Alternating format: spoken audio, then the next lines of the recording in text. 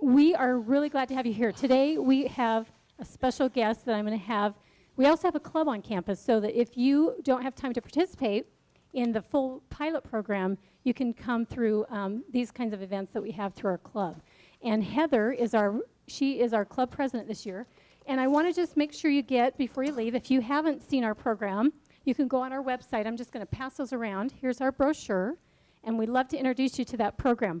We are taking some more students for spring semester, and we have an application online. You can just go to uvu.edu/CareerPassport, and under the first, I think it says, let's see, About Us, you can drop that down and you'll see application. And we're going to start another 30 students. We have it because it's a pilot. Now let me explain what that means. That means that we're testing out things so that we can launch this full scale for the entire college.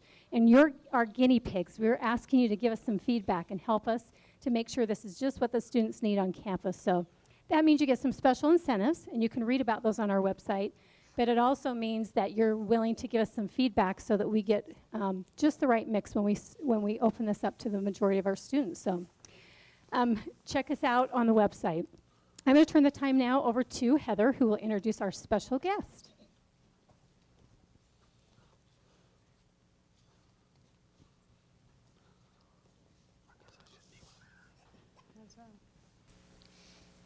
Logan started, is it on? Okay, so Logan started his business career in high school when he discovered he could make more money in a weekend running an aerator and aerating all of his neighbors' yards than all of his friends did working every day making minimum wage. During college, Logan was privileged to travel to 8 different countries representing the universities he attended.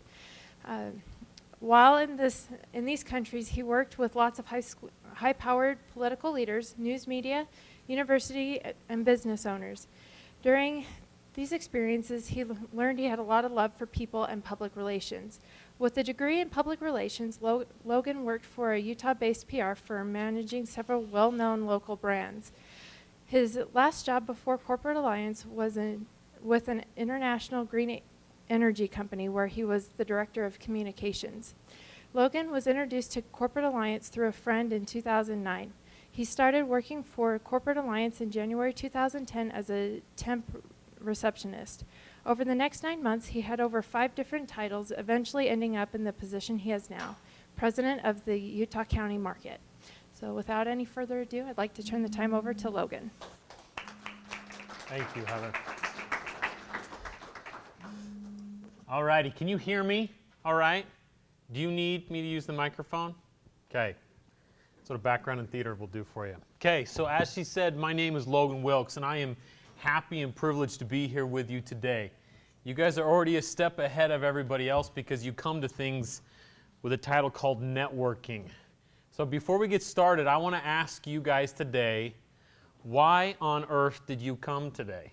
When you saw CareerPassport networking workshop, why did you say, ooh, I need to be there? So go ahead. So why I said I wanted to come was I was like, well, it's free, and I could use some, business skills. I could learn some things about networking. Why do you feel you need to know how to network? I think just from what I've experienced, that's how business works. That's how business works. Okay, who else? Why did you come today? It's not just about what you know, but who you know. Okay, he said it's not about what you know, it's who you know. It's also who knows you as well. Who else? Anybody else? Go ahead. I've experienced a lot of networking opportunities, and I've learned the importance of not only networking, but being a connector as well. So kind of what you were just talking about, where it's, I'm going to network with these people, but I'm also, once I network with them, then I'll network other people with them and be a connector and improve your relationships that way. It's true. What's your name? Shad. Shad just said that it's important not only to network, but to be a connector and to have the ability in your networking to connect other people and to show them value as they give value back to you. Okay, so I own and operate a networking company. And a little secret, I hate the word networking. I hate it. Why? When I say the word networking, what do you think of? What comes to mind when I say the word networking? Just spit it out. Negotiation. Good or bad? Spit it out. Looking for a job. Awkward conversations, right? This is what I picture. You're in a room, no one really wants to be there. You got 5% of the room that dominates 95% of the conversation, and you have your professional salespeople who do nothing but spew their sales pitch all over you without even asking what your name is. It's like, hi, what's your name? Do you need life insurance? It's like, dude, I don't even know you. And that's what sometimes, unfortunately, when you hear the word networking, people think of. Or this is my favorite, card collectors. You know who card collectors are? Hey, do you have a business card? Okay, thanks, here's mine. You got a business card? And they go back to their boss and they go, I'm so good at networking, look at all these business cards I got. I'm here to tell you that means nothing. It means absolutely nothing. So when we talk about what is networking, I'm going to show you a quick video here by a guy named Keith Ferrazzi. If you're looking for some networking books to read, I would recommend Never Eat Alone by Keith Ferrazzi. And in this video, he's going to talk about, as it says on the title, what is networking. So let's cross our fingers. So what's the point of networking? Let me tell you something. Everything that you want to achieve in life is going to be with and through other people. I don't care what your dreams are. You know, it could be being the head of the PTA or rising to the top of a corporation or just being a great salesperson or an administrative assistant. I don't care what it is. Everything you want to achieve is going to be with and through other people. Just think about it for a second. Think about the things that you're most proud of today, the things that you've done that from your perspective really shine in your life as things that you're holding out there. Think about the people who made that happen for you. I mean, imagine the faces, the team members, the friends, the coaches, the mentors, the teachers, the people who were there for you. Now just a moment, think ahead. Think about your great dreams. All those dreams you have that I just mentioned a second ago. There are going to be 25 people that between now and you achieving those dreams are going to rock your world. These are the individuals that are going to be there for you, that you're going to be there for them, with real, unique, intimate relationships, mentorships, friendships, leaders, team members following you. It's about the people. It's ultimately about the people. And the question is, are you leading in this world, walking around in this world, inviting those people in? That's what networking is all about. Okay, I love what he says here. It says, ultimately, it's all about the people. So I'm going to be talking to you today about some relationship keys. So as Sherry and Heather said, I work for a company called Corporate Alliance. We are a membership-based organization that helps influential business leaders such as yourself discover and generate new business opportunities. Okay, but we are founded on 3 principles: our rules, our pools, and our tools. I'm going to talk to you a lot about rules today that come from a book called The City of Influence. And in this book, there are 9 different relationship keys to help you with your success. The key ring that kind of holds it all together is what Keith Ferrazzi just talked about, that every opportunity has its root in a relationship. Now, here in CareerPassport and during your time at school, I'm sure you're going to go to a lot of lectures and seminars on interview skills, how to dress, how to answer questions, how to prepare. Also, building your resume, how to have a good resume, how to have a good cover letter. These are fantastic skills that will help you take advantage of opportunities. However, your opportunities will come from your ability to build meaningful and sustainable relationships. All right? It doesn't matter how good your resume is, opportunities will come from your ability to build relationships. Nowadays, resumes, I did some calculations. There are businesses, Fortune 500 companies, that see over 17,000 resumes for every one person they hire.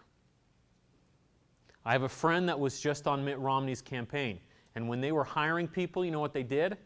They got probably hundreds of resumes. They stood in a room like this, picked up the pile of resumes and said, stop raise your hand if you know one of these people. Didn't even read the resume, started reading through them, straight into the trash. Unless what? Someone raised their hand and said, oh, I know them. They're good. We should bring them on. Okay, so how do we create those opportunities? I want to tell you my personal story. So I graduated from BYU in public relations. my senior year, I was the head guy of what's the Bradley, the student-run PR firm over there. I had about 10 account executives underneath me, and they each had about teams of 6 to 8. I thought I was set. I thought, man, I'm scored. I'm going to be able to pick my job out of school. I graduated, kind of got, because of a relationship, got a fantastic job. I got promised right out of school a huge salary, and within 6 months was going to be traveling the world on a corporate jet, and was promised 6 figures 6 months out of school. I thought, I'm set. The rest of my life is going, I've hit the jackpot. Well, 5 months in, funding hadn't come in, and I hadn't got paid a dime. And so all of a sudden I was like, uh-oh, what do I do? And I started to network. Luckily, I started to reach out to the relationships that I knew. I found a list of I wrote down a list of 25 people that were advocates of me, and I went to them and said, hey, I've got a job.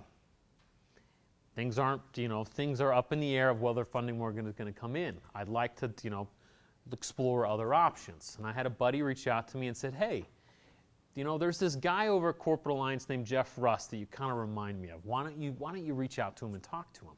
Okay, perfect. I met with him and 2 other people. I got 3 job offers on the same day. 2 of them salaried, not as much as I was promised earlier, but I was going to finally make a paycheck instead of having to paint people's doors and drive a delivery truck to pay rent, as I did. But for some reason, I took the job, a $12 an hour, 2-month temp receptionist job with Corporate Alliance, because I was passionate about it. So step 1 to finding a job, step 1, if I'm in your shoes, the question I would ask you is, what are you passionate about? What are you passionate about? And to start developing those things. Too often I interview people, and I'm like, what are you passionate about? Like, I'm passionate about business, or I'm passionate about customer service. Baloney, okay? Like, you are real human beings. Like, what are you passionate about? If it's golf, if it's sewing, if it's cooking, I don't care. Develop passions and follow those passions. And what I would challenge you is, if you focus on something you're passionate about, find a job that you're so passionate about it that you'd work for free for a month. That you'd work for free for a month at this place because you are so passionate about what they're doing. I promise you, you will have more rapid success trying to find a job in accordance with your passions than anything else. Okay, so move on. What is networking? Every opportunity has its root in a relationship. Can I ask you a question? Absolutely. So, why were you passionate about that corporate alliance? What did I learn about Corporate Alliance? I learned that they facilitated events. I'm passionate about events. I spent 12 years in the theater industry in producing events and performing myself. So the idea of getting people together. One of the reasons why I loved theater and was passionate about theater was the people and being able to connect people and have them feel certain emotions. And I found that was a great way, the Corporate Alliance was a great way to do that. You're welcome. But thank you for asking. And please feel free to ask questions throughout. Okay, so I'm going to go over 3 steps to networking today. Number 1 is your intention. So why are you networking? Let me ask you a question. How many of you in here are single? Raise your hand. Do you want to date somebody that's desperate? Everyone just rolled their eyes at me and go, are you crazy? But yet, as employers, if you asked employers, would they want to hire anybody that's desperate? No. It's the same exact thing. You can take dating, or someone that wants to have a baby so bad that they try, and maybe one time they finally give up or let up a little bit, then it happens. Or with dating, they want to get married so bad. We all know those people, and they're kind of awkward. And they don't end up getting dates at all. It's the same in the job world, that we know people that want a job so bad, that put on that suit and tie and give their resume to 1,200 people a day. And it's a little bit like, whoa. What is your intent? So I'll give you a quick example. My little sister was a freshman at BYU. A guy came up and in the library gave her his number. And, little note said, "Call me maybe," with his phone number on it. My little sister was creeped out of her mind. She came to a family dinner and said, all men at BYU are creepers. I go, "Oh crap, what happened?" So he said, "Well, this guy gave me his number and told me to call him. That's just so weird." My brother called her out and said, "Well, were you attracted to him?" "No, not at all." I was like, "Okay, would you have been creeped out if you were attracted to him?" Bright red, no, he would have been pretty flattering and a gentleman. So this poor sap was judged completely on whether my sister was attracted to him or not. Did the same exact things. In business, luckily we're not graded by how attracted we are. But we could be doing the same exact things, and no matter whether our intent is good or out of desperation, we could be looked at and judged completely different. The same exact thing could be viewed completely different depending on your intent. So let me give you a couple definitions to define your intention. Step 1, avoid relationship arrogance. The definition of this is prioritizing a relationship based on a forecasted return on investment. What does that mean? You show up to a networking event, say, "I've got a sales deadline and I've got to sell something. Can't afford me, too small. Okay, this guy looks like he knew what he was talking about. He's got deep pockets, let's talk." So I avoid everybody else. Or what about at a career fair? You walk in, you're like, "I don't want to work for that company. Ooh, no way. Ooh, okay. Adobe's here. Let's talk to Adobe," right? We already excuse opportunities before we even have the chance to get to know them. Okay, so I told you a little bit about my story. Funny part that I left out. When I was the head account executive of the student-run PR firm, where I had managed probably 12 to 15 different companies' accounts, I thought, I'm set. I get to pick a job at any one of these after school. Well, I'd worked all summer to set this up. 2 weeks before school started, my teacher came to me and said, "Logan, this guy here who hasn't worked all summer, isn't as experienced as you are, is going to be your co-committee chair or co-chair. I'm going to take away half your responsibilities." And I was like, "What? Excuse me? No way, no how. I have busted my tail and I am ready to dominate this thing. I want no part of him." Well, fast forward, hadn't got a paycheck for 5 months, needed to find a job, and a friend reached out to me and said, "Hey, call Jeff Rust at Corporate Alliance. I think you'd fit in well there." That guy was Mattson Newell, the same guy that the teacher came to me and said, "Hey, he's going to take away half of your responsibilities."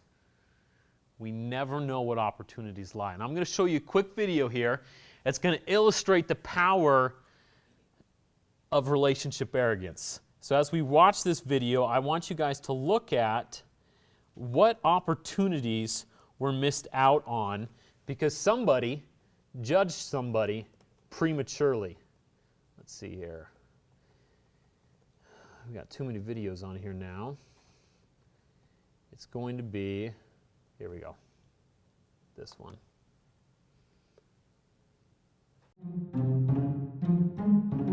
Relationship arrogance means prioritizing relationships based on a forecasted return on investment. Refusing to build relationships with others because you can't see an immediate return is dangerous, because some of the greatest opportunities often come from the least likely of sources. Not so long ago, in a land called Philadelphia, Kim Aviles arrived at a hotel gala. She noticed a woman sitting alone and introduced herself. The woman's name was Linda. Her daughter was getting married. Kim invited her over to check out the space at the Philadelphia Marriott where she worked. Kim also introduced Linda to some of the other guests. They whispered, "Why are you talking to that lady? What type of wedding would that be? Look at the way she's dressed." Kim replied, "Whatever." The next day, Kim asked the hotel wedding coordinator to show Linda around. She went down to greet her, took one look, turned around, and came right back. "Are you kidding me? She doesn't have the money to hold anything here." Kim went down to greet Linda herself. As they talked about her needs for the wedding, they turned out to be the following: police escort to the family and guest receptions, 45 security boxes for jewelry at the hotel, 300 suites at $459 a night for an entire week, dinner for $2,500 at $135 per person, bringing the wedding total to $836,000. They also blocked off Center Street in Philadelphia so Linda's son-in-law could ride down on a white horse to pick up his bride. Moral of the story? Don't judge a book by its cover. Linda's daughter married a prince of India, and the Philadelphia Marriott received 3 additional Indian weddings as a result. Okay, so what was missed out on? A lot was missed out on. Because if any of you have been in the hospitality industry, the commissions on those 4 weddings, $200,000 to $400,000 that person missed out on by saying what? Oh, that person can't afford to have anything here.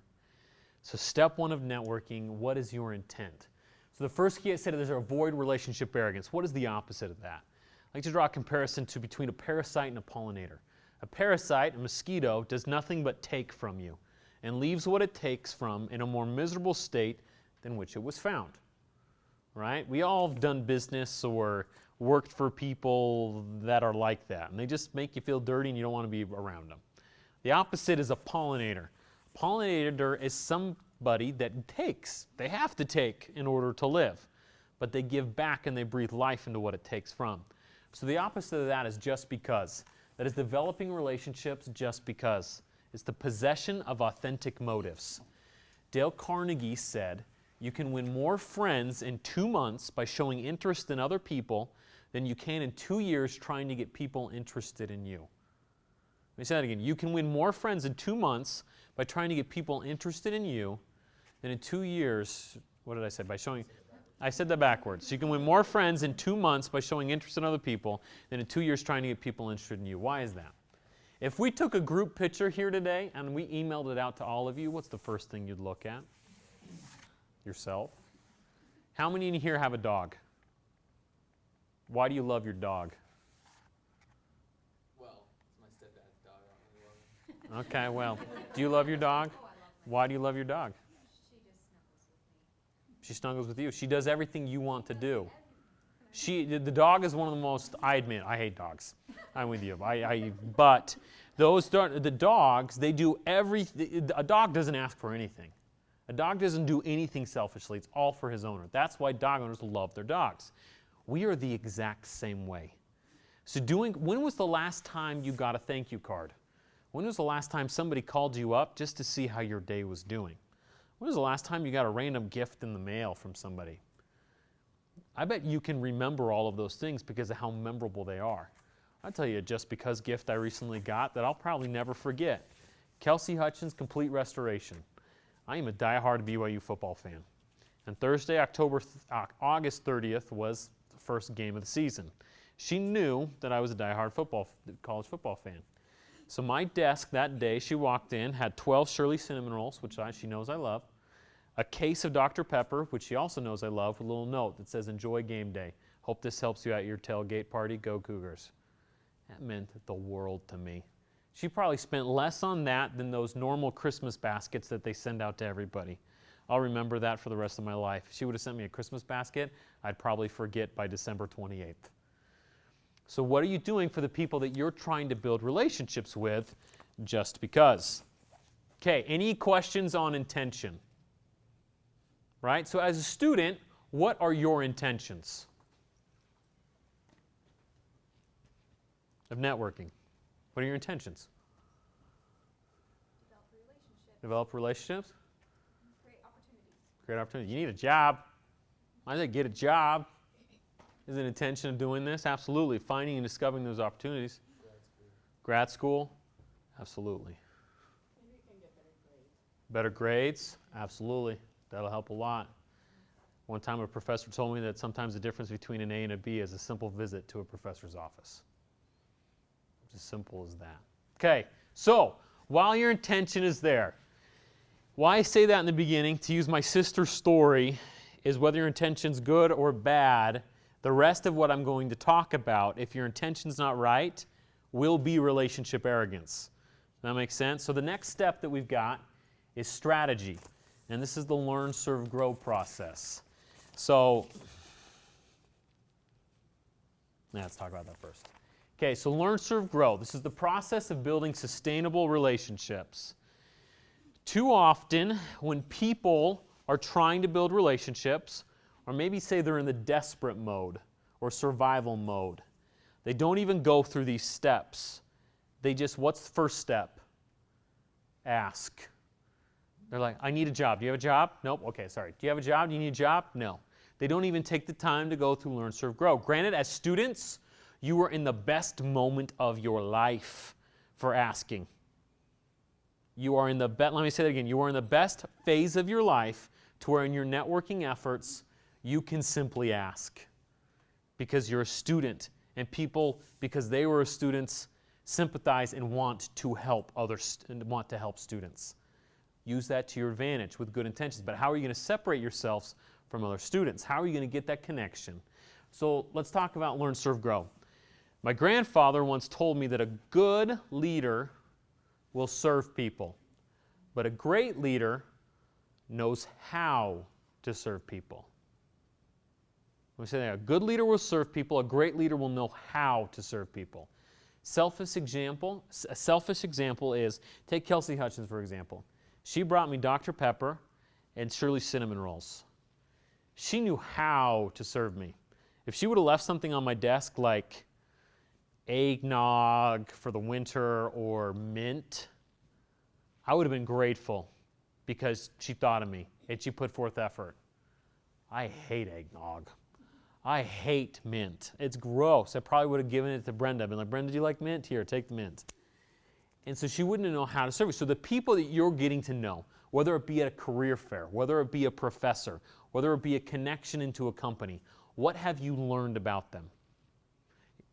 We've got great resources. Some of the best resources you have in meeting and learning about these people, the internet, LinkedIn, Facebook, their website. So Keith Ferrazzi talks about before he goes to a conference, he buddies up with the event coordinator, finds out who's attending and what their schedules are, and identifies about 10 to 12 people that he wants to meet. He goes and has his assistant research and write up about a page report on that person. And then when he shows up, he'll go to that same class, make sure he puts himself at the water fountain and meets them. And when he meets them, it's not, oh, hey, what's your name? What's your name? Jenna. And so he doesn't act like doesn't know. He goes up and goes, hey, Jenna, how are you? Hi. My name's Logan. And I am extremely impressed at what you and your company are doing. Like those 3 awards you won last month for X, Y, and Z is absolutely fantastic. I love what you're doing in that department. How are you doing that? Okay. Are you creeped out or flattered in that moment? I am flattered. I was like, people love to hear about themselves. So when somebody knows about themselves, or they're out of this world ecstatic. So maybe you're going to probably go to some job fairs. I would ask, who's going to be at the job fair? What companies are going to be there? And maybe even find out who from those companies is going to be there. And what are you doing ahead of time to separate yourself to get them interested in you, rather trying to get them interested in you? So vice versa, right? So what are you doing ahead of time from the learn step? Then you move to serve, right? If you're going to learn all this information, it doesn't matter unless you take it to the next step. Because we could talk and I could learn today that you are, take it as simple as somebody's name, learning somebody's name. You know those people that you've met probably 12 times and they still ask your name? And you're like, dude, we've met like 15 times and you still don't remember my name. Like, that puts you off. So for example, if I learn one thing about you, say it's you love kayaking, and I see you once a month for the next 12 months, and every time I bring up kayaking, you start to sound like a broken record. Okay, so every time you meet somebody, you need to learn something additional, and you need to serve them back. So there's a book called Love is the Killer App. In there it talks about 3 things that we have to serve other people. Number 1 is our knowledge. Number 2 is our connections. And number 3 is our compassion. So from our knowledge, you know, if we learn something about somebody, we can say, oh yeah, I've done that before. This is how you do it. Or, oh, I've researched that as well. Here, look at these places. So number 1, if you really want to be a great connector, as Chad talked about, educate yourselves. Read continually. One of the things earlier on in my career, I was doing everything right, and my boss looked at me and was like, Logan, you need to read more. I was like, what? I'm working my tail end off. What do you mean? He goes, you need to read more. I started reading about 1 book a month, and my ability to help and communicate with people has accelerated tremendously. So whatever you're passionate about, whatever your field you're going into, read like mad, so you have the knowledge to help people. Number 2 is your connections. This is another reason why having those relationships with other people is so important, so you can connect people. In the book, The Tipping Point, it draws an analogy on 2 different people. It talks about a guy, same position, both fighting for a job, for a promotion. One person, how they manage their relationship, someone would ask for a favor and they'd be like, I need to reserve a favor for that person for something bigger in the future that I might need, so no, I'm not going to ask him so that he can help you. The other person was like, yeah, sure, just connecting people all over the place. Who do you think got the promotion? Number 2? Well, the guy who was reserving his contacts wasn't even with the company at the time that the promotion took place. So readily share your knowledge, your contacts, and your compassion. Why would I say compassion? Simply listen. Biggest mistake salespeople make, or maybe even people looking for a job, is they talk too much. Number 1 complaint of business owners to salespeople, which I would probably be true in an interview, they talk too much and they don't listen. Okay, so that's that with the Learn, Serve, Grow. I'm going to show you another video. This is probably my favorite video I'll show you today. This is on Learn, Serve, Grow. There's a local company called OGIO that is going to show you the process of how they went from a nobody to a market leader in 18 months. To transition from being an unknown to being an authentic brand in the motocross industry, OGIO needed to build relationships with the athletes, because if the pros used it, the consumers bought it. The leaders at OGIO did this by using the Learn, Serve, Grow cycle. OGIO's first team manager was a good friend of Travis Pastrana, the best recognized ambassador of motocross at that time, and introduced him to some of the executives at OGIO. As they got to know Travis, they learned he'd always dreamed of doing a backflip into the Grand Canyon. Instead of dismissing this as impossible, the OGIO executives really listened to what Travis wanted, then went to great lengths to make it happen for him.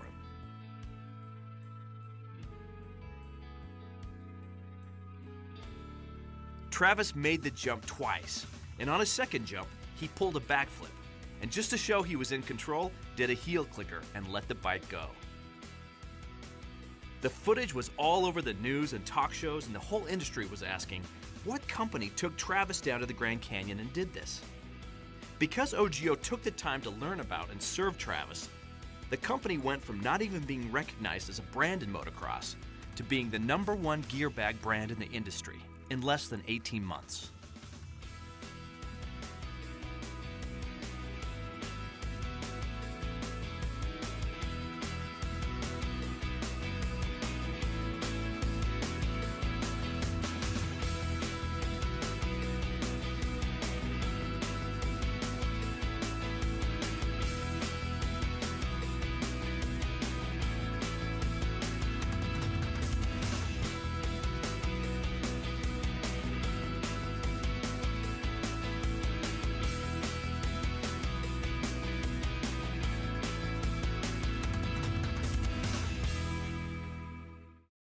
Okay. So what happened here? What happened was, if you listen in the beginning, they're probably sitting in a boardroom thinking, okay, we've got a good product. How do we get this in more people's hands? Someone said, oh, I know Travis Pastrana.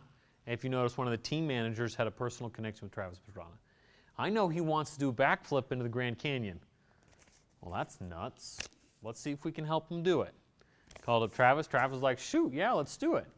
Okay, so step 1, trying to find a place in the Grand Canyon that will let you destroy a bike at the bottom. Probably called up the national parks and they said, no way, no how, you're crazy. You can't pollute our parks like that. And they found out some other organizations own different parts of the land of the Grand Canyon. Called them up, I'm sure for a certain fee. They said, yep, go ahead. Then they had to teach Travis Pastrana how to base jump, because you can't just hurl someone into a canyon expecting that they'll be okay. So they flew him out to Salt Lake numerous times, teaching him how to base jump. Okay, then the day of the event. Suzuki, who was Travis Pastrana's title sponsor, was paying him $2 million a year. Right before he jumped, Suzuki Legal called up and said, Travis, man, we love you, but we can't be associated with what you're about ready to do. OGIO guy said, okay, sweet. We got OGIO stickers in the back. Let's cover them up. Okay, they do it. The thing goes viral. Do you think OGIO goes from a nobody to a market leader in 18 months? Do you think Travis Pastrana is sponsored by OGIO after this? Yeah. Do you think they pay the $2 million Suzuki does? No. Travis wanted to do it for free. But Travis's agent threw a little bit of a fit, so they paid his agent $50,000, and Travis didn't see a dime from that first sponsorship. Why? Because they went through the Learn, Serve, Grow process. I guarantee you the Learn, Serve, Grow process works every time. Why? Dale Carnegie also said someone's toothache is more important to them than a famine in China that kills 1 million people. Let me say that again. Someone's toothache is more important to them than a famine that kills 1 million people in China. So when that person that you were trying to get to know, what is their toothache? What is their toothache? Why and how? What are you learning about them so you can serve, so that relationship can grow? Okay, so the next step, in order for an opportunity to happen, maybe in the sales world for a sales to happen. In your world, maybe for an internship to happen. What needs to happen for the law of grow, for grow to take place? So you got the law of grow. First 3 steps, good product, good service, good price. Well, you're like, well, I'm a student. I don't have any of those. And this whole process, you are the product. You are the service, and you are the price. So if you're selling something, you better be selling a good product, or you're going to be in trouble. You as a student, you better be a good student, or you're going to be in trouble. So right now, everything you do, preparing yourself to be a good product, a good price, and a good service. Next one is a level of relationship. What level of relationship do you have with that person? So for example, there are 2 ways to build a relationship with somebody really fast. And that is rapport and showing that you're an expert in your field. There are a lot of people that I would do business with just because of a level of rapport. I have no good if they're any good or not. None whatsoever. So you're thinking, well, I'm going in for an interview. It's the first time I've met him. How do I develop a rapport with him right away? From what I've said, how do you think you can build rapport with somebody real quick? Can you define rapport? Rapport? How would you define rapport? How you communicate, maybe commonality. Yeah. Like the more rapport you have, the better friends you are. You know when you meet people and you just kind of click? Yeah. Almost like charisma? No. I had an experience one time. I went into an interview, and I walked in. I love golf, and I walked in and noticed everything on this guy's wall. He played at Pebble Beach. He had golf stuff everywhere. And the first thing I said, "Oh, so you like golf?" We spent an hour talking about golf, 5 minutes talking about like the thing, you know what I mean, like the business, I guess, of the interview. And then he called me the next day and said, "You want a job?" That's rapport. That's rapport. So what can you do beforehand? So first of all, one thing you can do walking into an office is that. Look around. So in my office, I have a huge poster that says Portland, Oregon, right behind my head. I have people every day ask me where I'm from. I'm like, really? Like, it's right there. Okay, so if he would have walked in my office and says, hey, you're from Portland, I love that place. I'm like, dude, yeah, let's talk. And I probably would have talked for an hour and probably would offer you a job as well. So first of all, what have you learned in that office? What have you learned from that person of maybe what they're wearing, their bag? Be observant of your surroundings. Another thing of level of relationship rapport is looking up and doing your research ahead of time. You know, who are you coordinating the interview with? Probably a receptionist or probably a secretary. That person, if you win that person on your side, it's endless, the opportunities that will come. So they can be an advocate or a resource to you of learning more as well.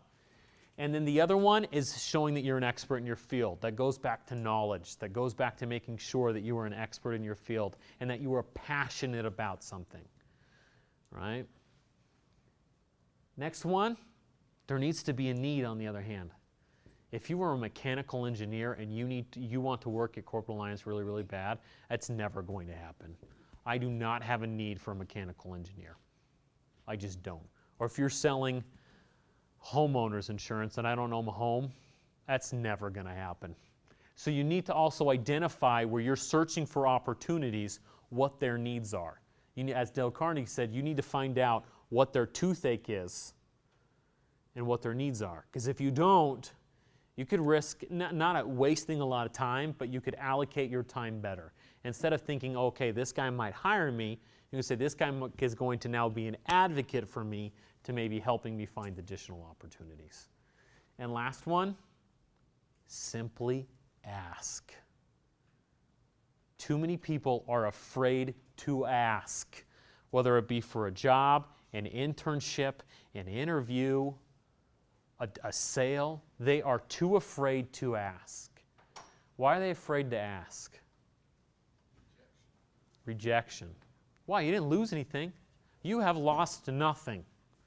You know, I one time had a friend that came up to me and was like, so I spent a lot of time in the theater world. They were totally bummed they didn't get this part in a play. And I was like, oh, well, what play was it? They're like, Aida. I'm like, okay, great. Well, what part was it for? Chorus? I'm like, well, what for? It was for, what are they called? They're Nubians, right? They're African slaves in the chorus of Aida. I looked at her and I was like, you are a white female. And you feel rejected that they said no to you when they were looking for Nubians to cast in the play? Like, that doesn't work. You didn't lose anything. Like, they felt totally rejected. And I'm like, we fear rejection, but like, you didn't lose anything. They were looking for a carrot and you're lettuce. Like, that's it. End of story. It's like, it doesn't matter when you walk into the store if you need lettuce. The little misty things could be all over the carrots and on sale, and you're still going to pick lettuce instead of the carrots. Carrots don't feel rejected. Okay, so recognize that rejection is okay. You didn't lose anything. All right? So when asked, simply ask. One of the reasons why this is important is that learn, serve, grow is a cycle, not an equation. So again, learn, serve, grow is a cycle, not an equation. So if you're asking for a sale, a job, an opportunity, whatever it may be, if you ask and they say no, that doesn't mean that the equation's over and you move on. It's just a cycle. Why? Because what's the biggest variable in all these things that might change over time? What's the biggest thing that's out of our control and might change over time? The customer's needs. Their customer needs. This guy nailed it and he hasn't even been here. Absolutely. I love it. The customer's needs. So if you find a company that you're really passionate about, I told you in the beginning, identify a passion. You find a company that you are passionate about, keep in touch. Why? Because what might change? Their need. Any questions about learn, serve, grow, and strategy? Is there anything we should not ask? You should not ask.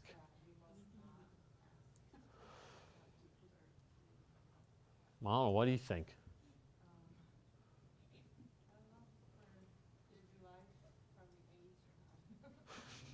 I wouldn't ask them how old they are or how much they weigh. I mean, really, if a student or someone looking for a job came into my office, it was completely genuine and had learned all of these things about me and had paid interest in me, they could ask me just about anything, and I would be honest with them. They honestly probably could. Like Political views. One of our standards of conduct at Corporate Alliance is to never assume someone's religious or political affiliation. That does nothing but put walls up really, really quick.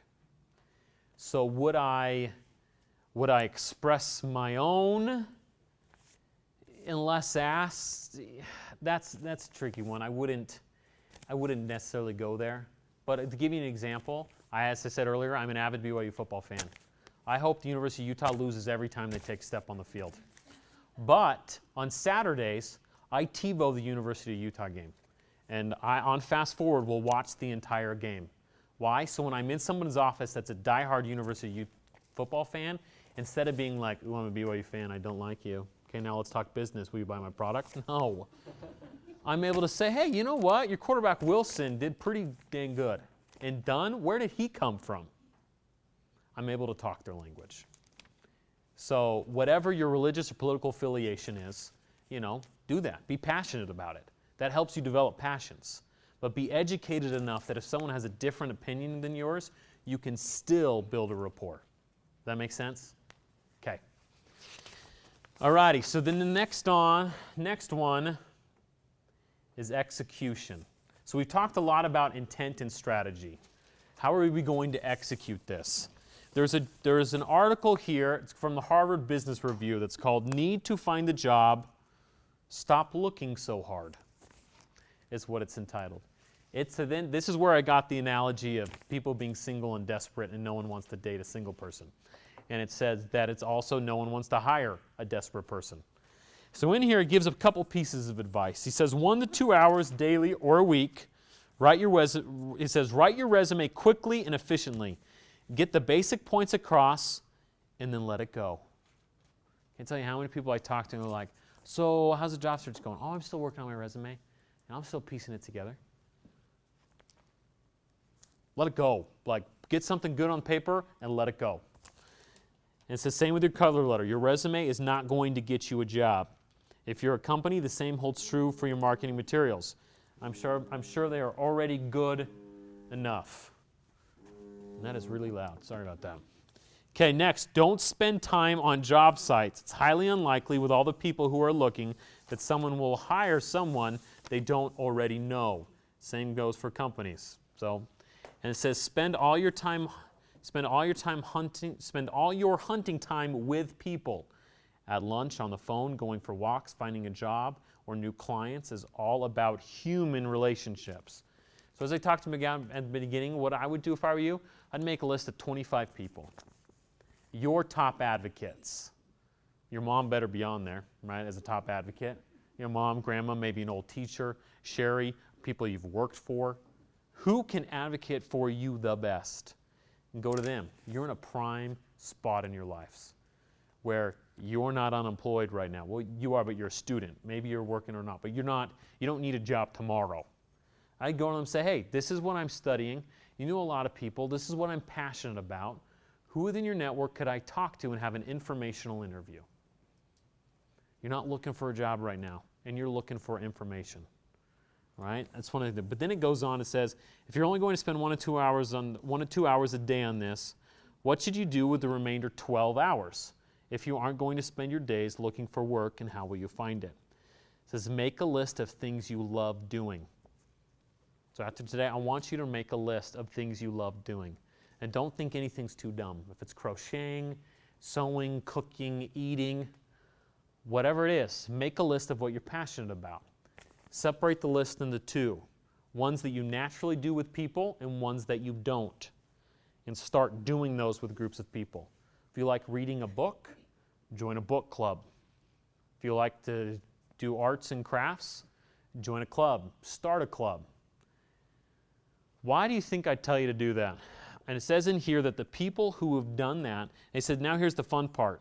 Spend 90% of your time doing things you love or have always wanted to try with other people who also love doing those things. If possible, take a leadership role. Why is that important? I mean, you get to see how it is. You get to see if you really like it. And if you're good at it and you're passionate about it, you're going to grow a lot more in that than, say, you love crocheting but you hate math. Why the heck would you spend all your time trying to grow math? Absolutely. When you love crocheting. And it's that rapport element. That's awesome. Talked about rapport in golf earlier. He said in an interview, he talked about golf for 55 minutes, the job for 5, and got the job. Go ahead. Also, that's, when you're with people and, you're crocheting and you're saying, hey, I need a job and I do this. And they're like, hey, I know someone who, they might lead you to somebody else. Mm-hmm. Even that, if it has nothing to do with crocheting. And you're in your element. Yeah. Like you are your best self when you're doing what you're passionate about. Okay, so I know my figure doesn't look like it now, but I sang and danced for BYU for 4 years. And I toured with the Young Ambassadors. All right, I had a business degree, and I wasn't going to do anything with performing. I had 4 to 5 job opportunities coming out from people I met singing and dancing. Nothing related with theater. All because they saw what I was passionate about, and we built a rapport, and they said, man, if he's passionate about this, he's going to be awesome at this as well. So don't be afraid to show your passions. So that's one thing. As under execution, I want you to make a list of your top 25 advocates, and I want you to make your list of your passions. All right? And studying in the library late at night is not a passion. Okay? Like, I admit, as a business owner, I'd rather hire the guy that was, top third of his class, but had a social life and was passionate and enjoys life and is happy, than the number 1 guy who spent every weekend in the library and has no personal life and no passions. All right? Because I know he won't be able to relate and communicate with other people. Okay, execution. Woo! Sorry about that. Swim in pools. Okay, so you're thinking, all right, I'm ready. I've got good intent. I'm going to go do all these things. Now, where am I going to meet these people? All right? So let me draw you an analogy. If you wanted to build a relationship with a basketball player, would you buy center court tickets and try to talk to him while he was shooting free throws? No? Well, why not? That's what we do in the business world. We cold call people, or we show up and we say, okay, who can I give my resume to? That's about equivalent of trying to build a relationship with Kobe Bryant last night at the Jazz-Lakers game, buying center court tickets and yelling at him while he was shooting free throws. Doesn't work. So what do you need to do? Okay, so I admit I wanted to meet Jimmer Fredette. All right? And so was I going to buy center court tickets and yell at him while I was shooting free throws? No. I learned a couple things about him. A, went on Facebook. We have 67 friends in common. So I said, okay, great. I can reach out to one of my friends. They can set up a group thing, and I can meet him that way. Or my buddy's the head video coordinator for BYU football. Jimmer's always standing sideline on the away games. A couple years ago, I went to the BYU-Texas game. Got me a sideline pass, parked it in the end zone. I sat next to him and talked to Jimmer Fredette for an entire quarter of that football game. All right? That's no different in trying to build relationships with people. You can have strategy. So you need to go to pools, people-centered environments. That's what a pool is. So you look at the people that you want to meet.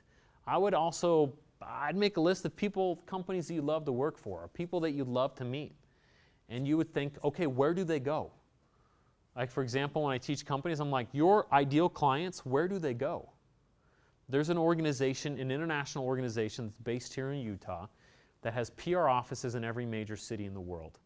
Every city, they have a list from about 25 to 100 people that they want to build relationships with, influential people. And they learn about them. And they say, okay, these 3 people are on the board of that charity. What are we going to do? We're going to get ourselves on the board of that charity.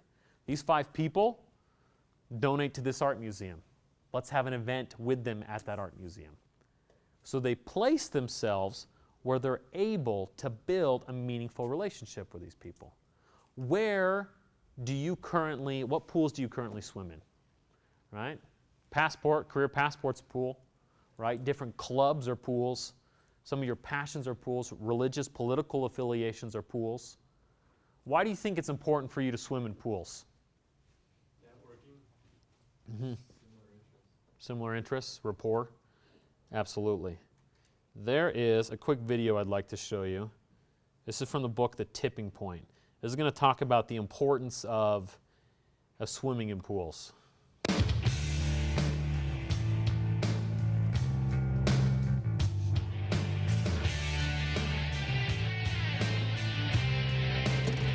In his book, The Tipping Point, Malcolm Gladwell explores the patterns and factors behind the trends that sweep through our culture, from the hush puppy craze to falling crime rates, and demystifies them.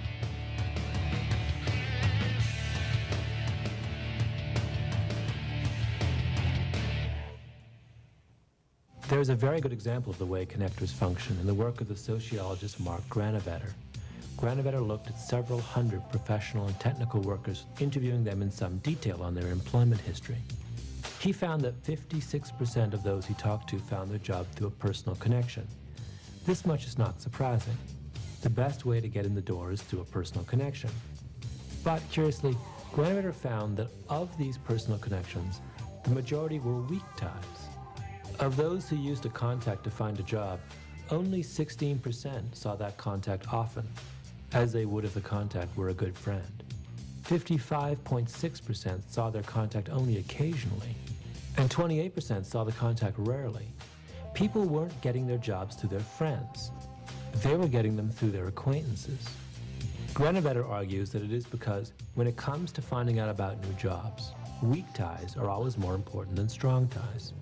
Your friends, after all, occupy the same world that you do. They might work with you or live near you and go to the same churches, schools, and parties. How much then would they know that you wouldn't know? Your acquaintances, on the other hand, by definition occupy a very different world than you. They're much more likely to know something that you don't. Acquaintances, in short, represent a source of social power. And the more acquaintances you have, the more powerful you are. Okay, I want you all to think of the most successful person you know. Why are they the most successful person you know? Well, it's because they can get anything done at any moment. Not because they're all powerful, but because they know so many people.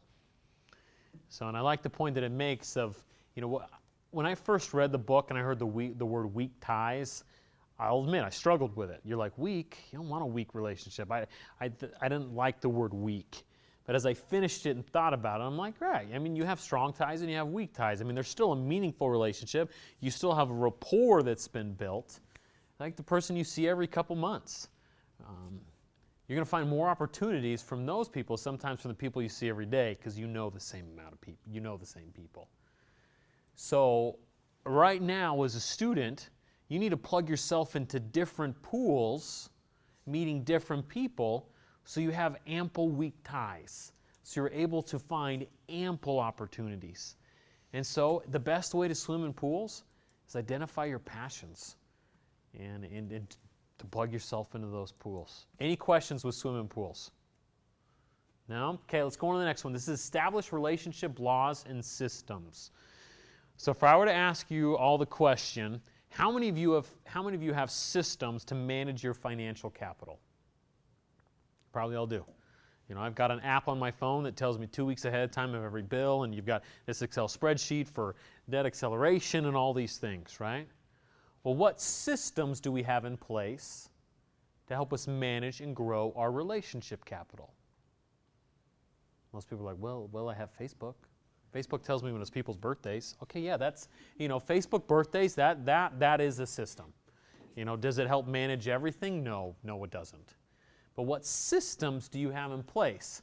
Let me give you, I'll give you an example. What were like your favorite place to shop versus your least favorite place to shop?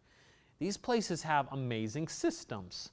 For example, there is a restaurant in San Francisco that whenever they come in, the hostess will say, we'll measure their level of happiness, 1 to 10. Okay, this, they're not very happy, a 4. Oh, they're really mad, 1. Oh, she's super happy, 9. They're compensated by how close they get to 9, level 9. And everyone in the whole hotel, or not hotel, the whole restaurant knows where they're at. Even the chefs or people in the back. And they try everything they can do to get that person to a 9. So when you're meeting people, what is your personal system?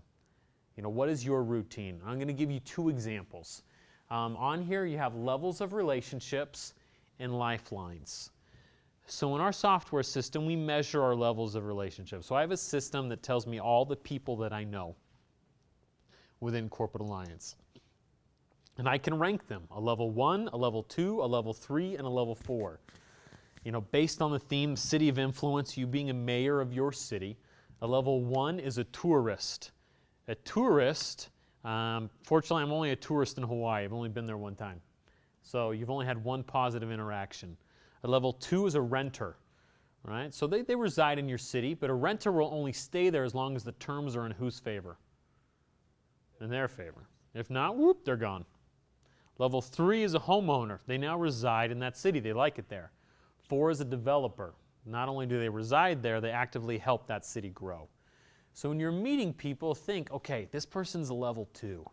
What do I need to do from the Learn, Serve, Grow process to get them to a level 3? Right? To strategically build and strengthen relationships with people. All right? Lyndon B. Johnson once says, if you make a sale, you earn a commission. If you make a friend, you earn a fortune. All right, so just look at different ways of building those levels of relationships. How we do this is lifelines. So what is a lifeline? A lifeline is a reminder to do something for somebody just because. So with some people, I do lifelines once a year. You know, those are weak ties. I touch base and I reach out once a year. Some people, I'll reach out quarterly. Some people monthly, depending on the level of relationship and how strong or weak that tie is. So when you reach out to them, what do? Well, frankly, just calling them up and say, hey man, how you doing? That's a step above anybody and everybody else. But you also look, what have you learned about them? An example, my dad. My dad is a sales rep in his territory in Oregon, and his territory is Alabama. He has a list of everybody. He knows if they're Auburn Tiger fans or Alabama fans. So he knows to either send a Roll Tide every Monday morning on like how they do or what it is. That's a lifeline. He's touching base with them. So I would suggest with those key relationships that you have and are building right now that to do lifelines with, to set up a system, whether it's once a month. You know, I try every morning to do a couple lifelines. Maybe set some side aside right in the morning and say, okay, every morning I'm going to do 3 lifelines. And, you know, and if you need something, I know one guy who he opens up his phone and he starts at A and goes to Z and just works his way down his phone contacts. You could use your Facebook. You could use LinkedIn. You could start an Excel spreadsheet. Do something simple. It doesn't have to be fancy and you have to have this, you know, fancy CRM software. It really can be as simple as can be. Any questions about systems or lifelines? Did you say you got the levels of relationships, like the 1, 2, 3, 4 from something? It's from our culture, our book. It's one of our relationship keys that we teach and use. Yeah. So, any questions so far? The book, City of Influence, is on Amazon. And in fact, we'll probably have that available for CareerPassport members in the future, so hang in. Sweet. Yeah. Awesome. We're looking at that. So I have kind of a weird question about that. Do you make a note that like, do you put a date or anything of like? I do. So you know, this is the last time I talked to them. So Why? you kind of have Because yeah, I don't remember. right, because that's. I don't remember. We all think we're going to remember. And then we see them at an event 6 months from now, 6 months later, and you're like, oh, I was going to talk to you about that. Or, oh, you told me something really cool. What did you do? Yeah, absolutely. Write it down. So you keep notes. Mm-hmm. Cool. Okay. Absolutely. So I know a lot of, I'll be frank, I know a lot of guys. I know a lot of males. And sometimes we have events where their spouses are there. One little trick I learned is in my iPhone, there's a field for spouses. So when I see them walk, I only might see the spouse once a year. I'm not going to remember their name. But I'll put on my phone, I'm like, okay, Jerry, oh, Tiffany. Tiffany, how are you? She doesn't see me do that, but it makes a world of difference when I know her name when she walks in the door.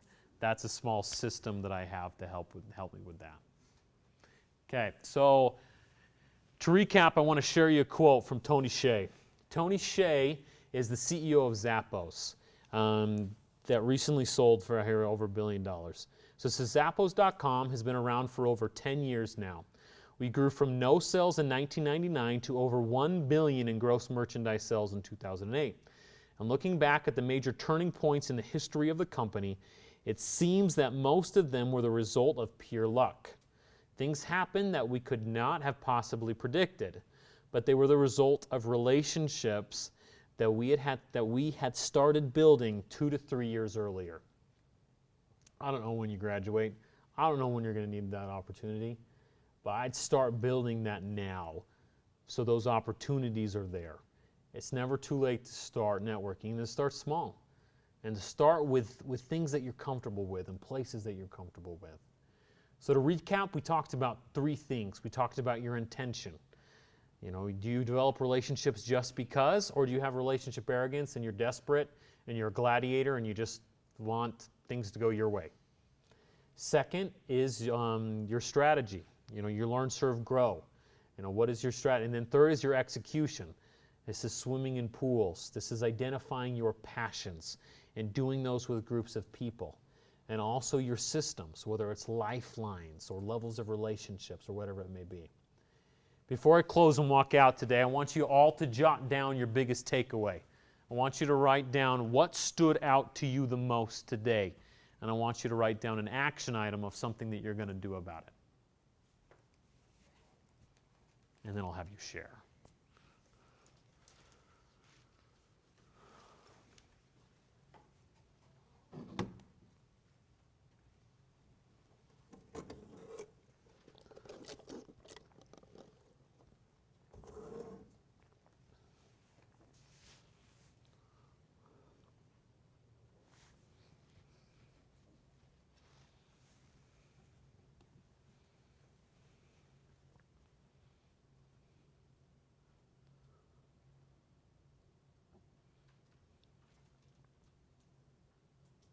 All right, who wants to share some of their aha moments and action item?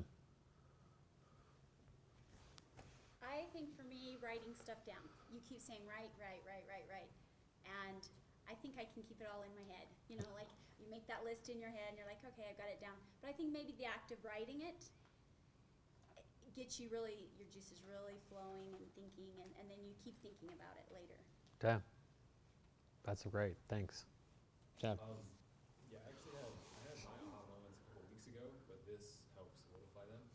I had two of them. One was to kind of, it goes along with forming a system. So I took an address book completely blank and just started filling out people that I had met over the last few months through job opportunities and things like that. I started filling out everything I remembered about them, and I've actually had times in the last couple weeks where I've gone back and been like, oh, and this and this and this, so I keep up to date with that. The other thing is passions, how you said list your passions. Actually, in this notebook, I just made a list last week of just passions and prioritize them to see, I love the example that you used. If you had a month you didn't get paid for, what would I do with it? I made that list. Good. And it's amazing how much of a change or the change that it has on your focus and your vision in your life. Absolutely. Thank you for sharing. Who else? One would be the proposal, actually getting to know a person and not just meeting them. I am probably one of the shyest people ever, and just in a room with people kind of makes me feel really awkward. Mm-hmm. But finding something to create that tie is going to make that a lot easier to For sure. get places than just saying, "Oh, hi, I'm David. This is what I do. See ya." Mm-hmm. Thanks for sharing. Is it Luke? Yeah, I think lifelines. I thought of just a ton of people that I care about, and I know could really help me, and I know they care about me, but I just don't keep in touch with them as often as I should. So Yeah. that's what I'm gonna start doing. Cool. I like the learn, serve, grow. What I'm going to do with that is, I had some, like Luke, I had some people come to my mind that I could really help heal and better relationships with them. So I want to try that out. Cool. Awesome. Thanks. Anybody else? Share any final thoughts? Was this fabulous? This is a lot different than just hearing that, right? So, thank you.